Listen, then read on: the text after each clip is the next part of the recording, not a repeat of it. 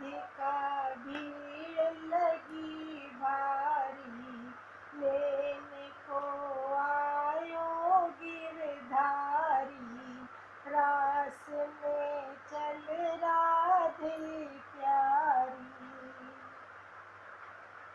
मत लाजा मारो मुझे, नहीं करे पग काम।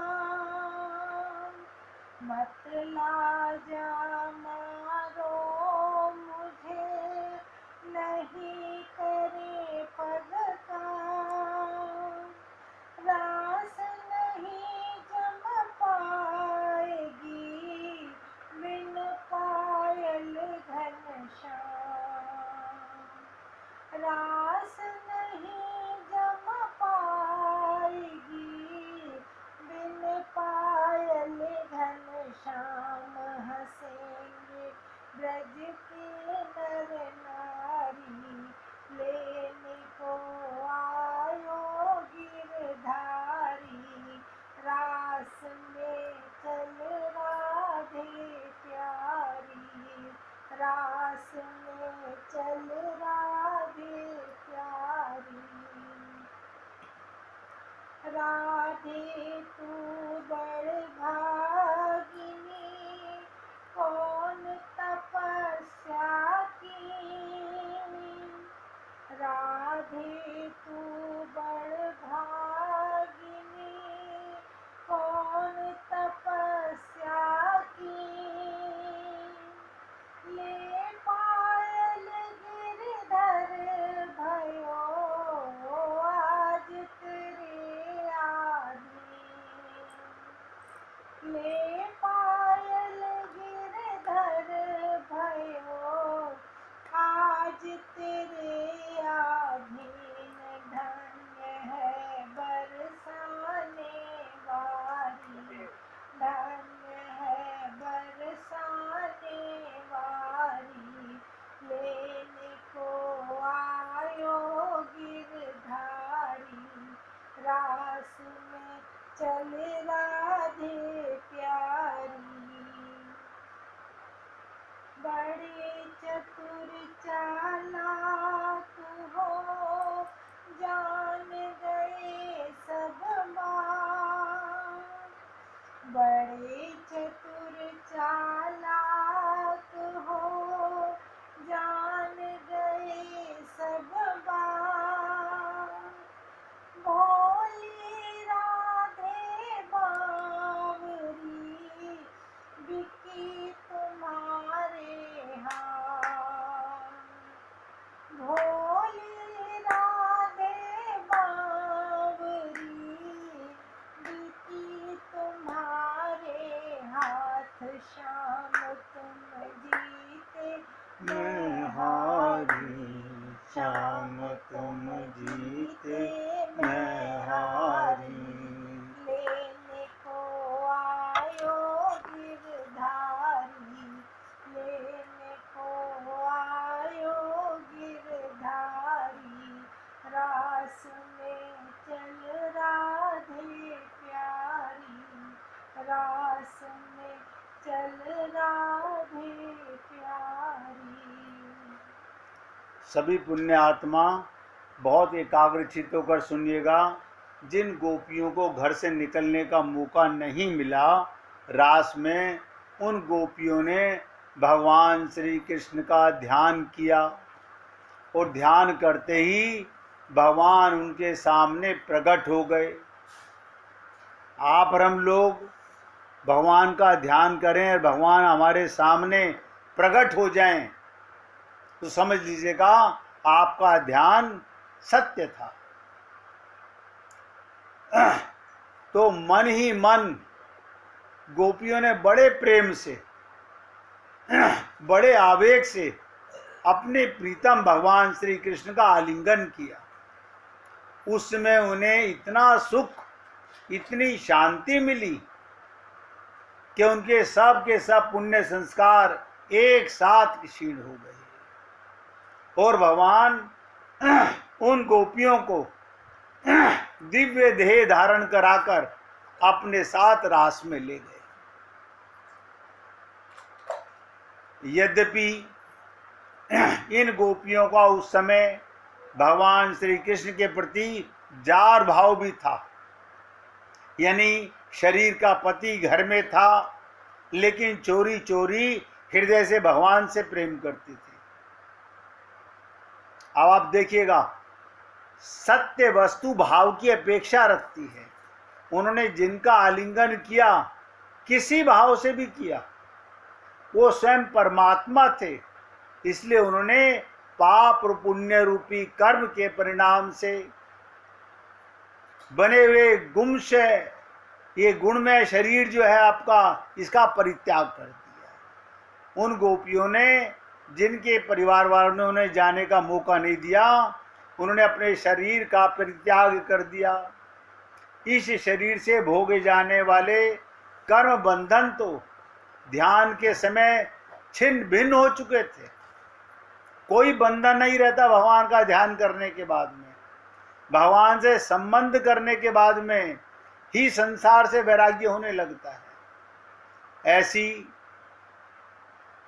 चेष्टा से जब भगवान श्री कृष्ण ने देखा कि ब्रज की अनुपम विभूतियां, गोपियां मेरे बिल्कुल पास आ गई हैं, तब उन्होंने अपनी विनोद भरी वाक चतुराई से सब गोपियों को मोहित करते हुए भगवान श्री कृष्ण क्या बोले, बहुत ध्यान से सुनिएगा।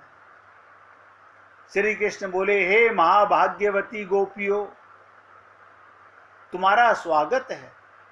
बतलाओ, तुम्हें प्रसन्न करने के लिए मैं कौन सा काम करूं? भगवान ने पूछा, ब्रज में सब कुशल मंगल तो है ना? कहो इस समय यहाँ आने की क्या आवश्यकता पड़ी? क्योंकि भगवान ने तो मुरली वादन किया, ऐसा कोई निमंत्रण तो दिया नहीं कि किसी को घर जाके बुलाया हो। इस निमंत्रण को वही आत्मा जान सकती है जो भगवान की प्रेमिका हो चुकी है। सुंदरी गोपियां, रात का समय, भगवान कहते हैं ये समय बड़ा ही भयावना होता है अर्धरात्रि में, और इसमें बड़े बड़े भयावन जीव जंतु इधर उधर घूमते रहते हैं वन में। तुम सब तुरंत ब्रज में वापस लौट जाओ। परीक्षा ले रहे हैं भगवान। रात के समय घोर जंगल में स्त्रियों को नहीं रुकना चाहिए। तुम्हें ना देखकर तुम्हारे माँ बाप, पति पुत्र और भाई बंधु ढूंढ रहे होंगे, उन्हें भय में ना डालो। आप समझते होंगे भगवान समझा रहे हैं, समझा नहीं रहे, उनका हृदय टटोलना चाहते हैं, क्योंकि रास में वही प्रवेश कर सकता है जो सबसे वैराग्य कर चुका होता है। तो भगवान कहते हैं तुम लोगों ने रंग बिरंगे पुष्पों से लदे हुए इस वन की शोभा को देखा। पूर्ण चंद्रमा की कोमल रश्मियों से ये रंगा हुआ है, मानो उन्होंने अपने हाथों से चित्रकारी की हो, और यमुना जी के जल का स्पर्श करके बहने वाले शीतल समीर की मंद मंद गति से हिलते हुए ये वृक्षों के पत्तों इस वन की शोभा को और बढ़ा रहे हैं। परंतु अब तुम लोग ये सब देख लिया, अब देर मत करो, शीघ्र से शीघ्र ब्रज में लौट जाओ। तुम लोग कुलीन स्त्रियां हो और स्वयं भी सती हो। जाओ अपने पतियों और सतियों की सेवा करो। देखो तुम्हारे घर के नन्हे नन्हे बच्चे, गौओं के बछड़े रो रहे होंगे, रंबा रहे होंगे, उन्हें जाकर दूध पिलाओ, गैयाओं का दूध निकालो। अथवा यदि मेरे प्रेम से, ध्यान दीजिएगा, भगवान कहते हैं यदि मेरे प्रेम से परवश होकर तुम लोग यहाँ आई हो तो इसमें कोई अनुचित बात नहीं। प्रेम के बस में ये तो तुम्हारे योग्य ही है, किंतु जगत के पशु पक्षी तक मुझसे प्रेम करते हैं, मुझे देखकर प्रसन्न होते हैं। हे कल्याणी गोपियों, स्त्रियों का परम धर्म यही है, वो पति और अपने भाई बंधुओं की निष्कपट भाव से सेवा करें और संतान का पालन पोषण करें। जिन स्त्रियों को उत्तम लोक प्राप्त करने की अभिलाषा, नोट करो इस बात को, भगवान ने सरलता से कहा, जिन स्त्रियों को उत्तम लोक प्राप्त करने की अभिलाषा हो वे पातकी को छोड़कर और किसी प्रकार के संसार का परित्याग ना करें। भले ही बुरे स्वभाव वाला आपका पति भाग्यहीन हो, वृद्ध हो, मूर्ख हो, रोगी हो, निर्धन हो। हे कुलीन स्त्रियों के लिए जार पुरुष की सेवा सब तरह निंदनीय कही है। सारा जमाना कहेगा कि तुमने चोरी चोरी मुझसे प्रेम करके आज रात्रि में मेरे पास आई हो। इससे उनका परलोक बिगड़ेगा, स्वर्ग नहीं मिलता, इस लोक में अपयश होता है। गोपियों, मेरी लीला और मेरे गुणों के श्रवण से, रूप के दर्शन से, उन सबके कीर्तन और ध्यान से मेरे प्रति अनन्य प्रेम की प्राप्ति होती है। वैसे प्रेम की प्राप्ति पास रहने से नहीं होती, इसलिए तुम लोग अभी अभी अपने घर लौट जाओ।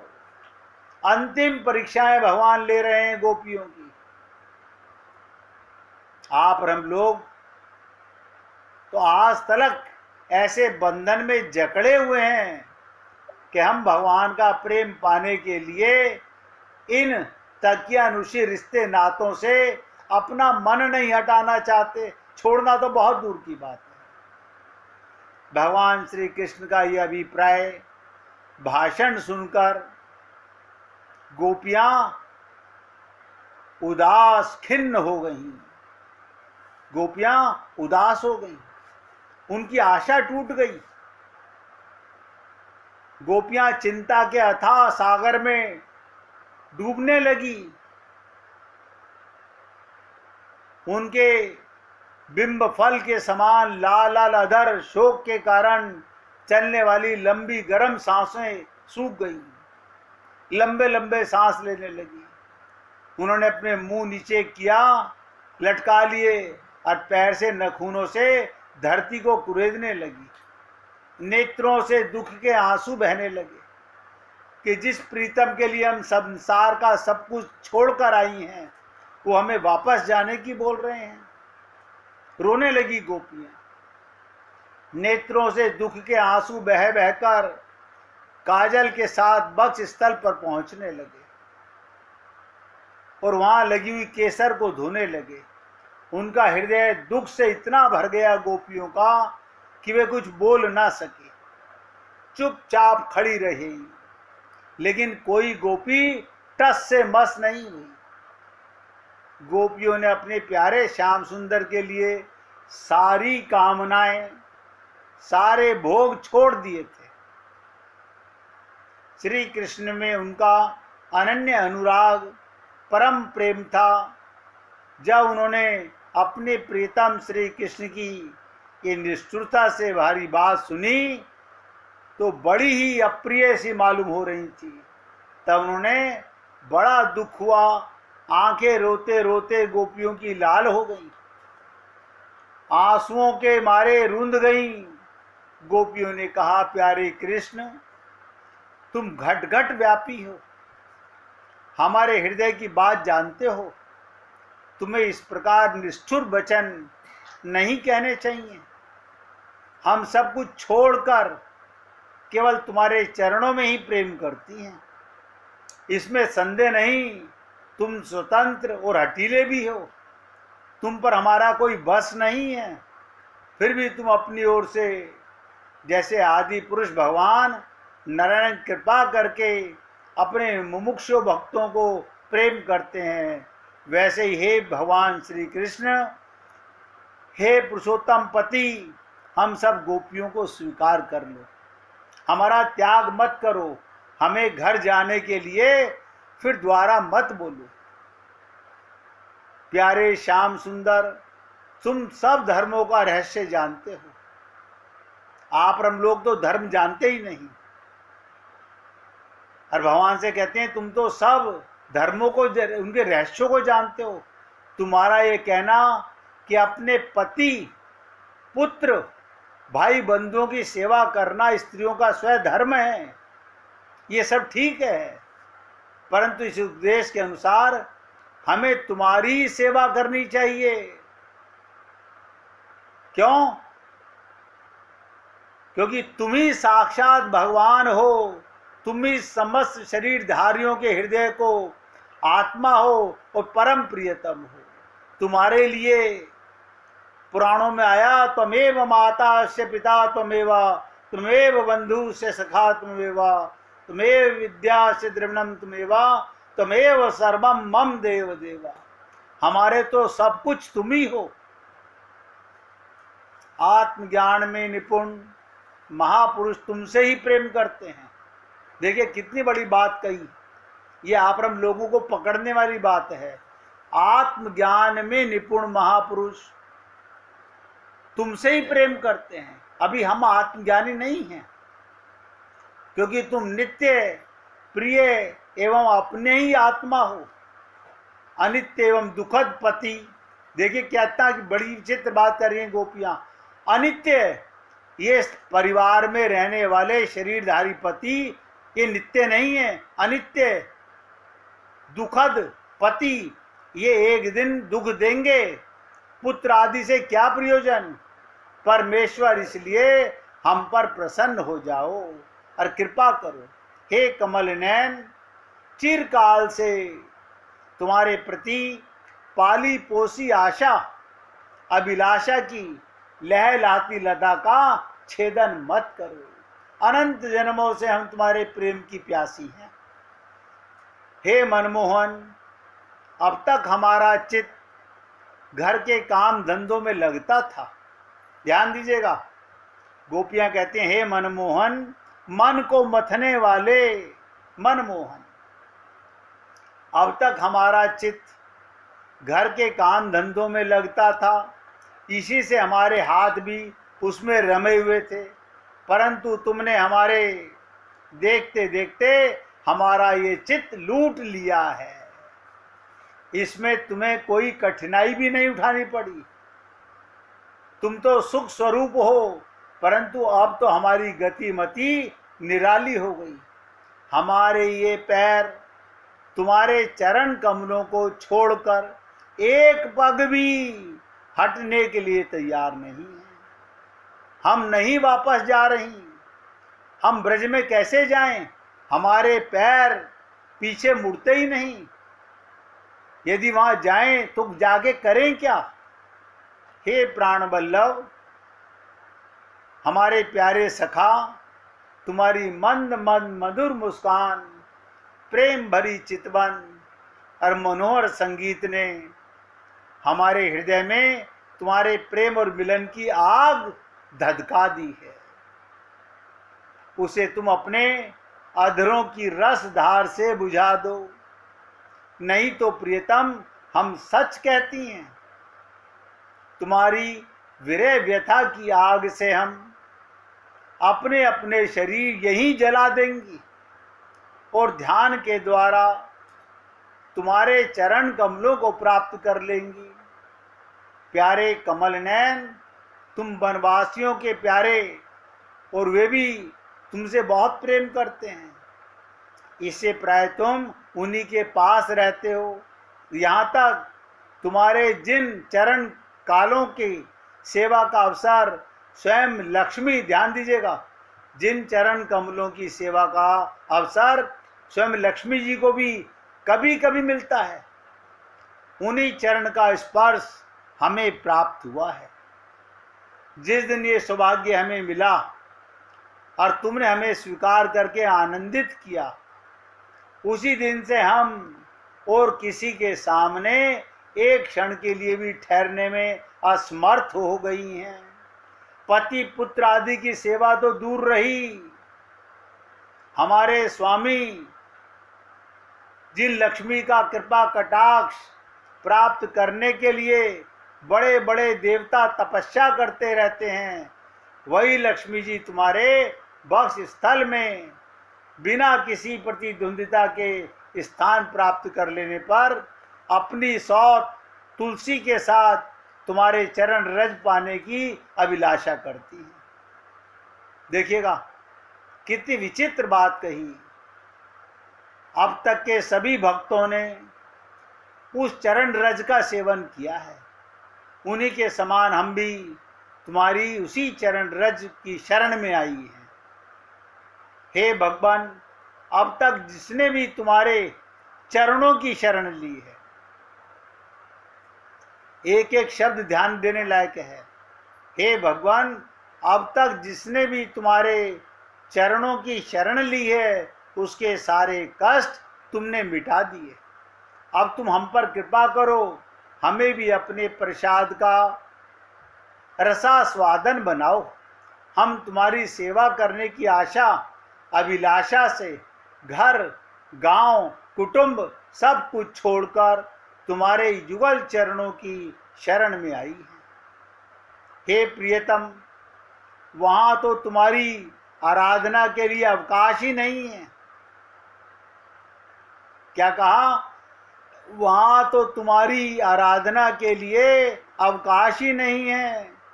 तुम्हारी मधुर मुस्कान और चारु चितवन ने तुम्हारे हृदय में प्रेम की मिलन की आकांक्षा की आग बहुत धधका दी है। हमारा रोम रोम अब जल रहा है।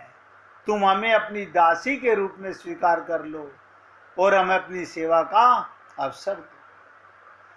तुम्हारा सुंदर मुख कमल, जिस पर घुंघराली अलकें छलक रही हैं, तुम्हारे ये कमनीय कपोल, जिस पर सुंदर सुंदर कुंडल अपना अनंत सौंदर्य बिखेर रहे हैं, तुम्हारे मधुर अधर, जिनकी सुधा को भी लजाने वाली हैं, तुम्हारे ये नैन मनोहर हरी चितवन, जो मंद मंद मुस्काने से उल्लसित हो रही है, तुम्हारी ये दोनों भुजाएं, जो शरणागतों को अभिदान देने वाली हैं, तुम्हारा ये वक्ष स्थल, जो लक्ष्मी को भी नित्य क्रीड़ा स्थल है, देखकर हम सब तुम्हारी दासी हो गई हैं।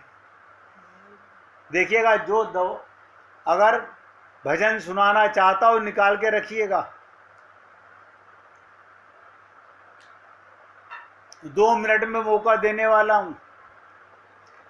तीनों लोकों में, ध्यान दीजिएगा, गोपियां कहते हैं तीनों लोकों में भी ऐसी कौन सी स्त्री है, ऐसी कौन सी आत्मा है जो तुम्हें अपने नेत्रों से निहार कर आर्य मर्यादा से विचलित ना हो जाए, कुल कान और लोक लज्जा का त्याग तुम में अनुरक्त ना हो जाए। तुम्हारे मिलन की आकांक्षा की आग से हमारा वक्ष स्थल अब जल रहा है। तुम अपनी दासियों के वक्ष स्थल और सिर पर अपने सुकोमल कर कमल रखकर इन्हें अपना लो और हमें जीवन दान दो। भगवान श्री कृष्ण ने गोपियों की व्यथा और व्याकुलता से भरी वाणी सुनी, तब उनका हृदय दया से भर गया और यद्यपि वे आत्माराम हैं, अपने आप में रमण करते रहते हैं, उन्हें अपने अतिरिक्त और किसी भी भारी वस्तु की अपेक्षा नहीं होती, फिर भी उन्होंने हंसकर उन सब गोपियों को महाराज में क्रीड़ा करने का निमंत्रण दिया। अब आप भाई जी से पहले भजन सुनिए, उसके की आगे की लीला इसके बाद सुनाएंगे। सुनाइए भाई जी।